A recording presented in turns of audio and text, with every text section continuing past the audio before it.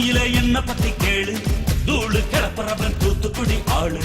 ராசா எட்டு வச்சா படபடக்கும் கூறு, லேசா கண்ணடிச்சா வெடி வெடிக்கும் ஆறு. தீபாவளி தல தீபாவளி, தீபாவளி தல தீபாவளி.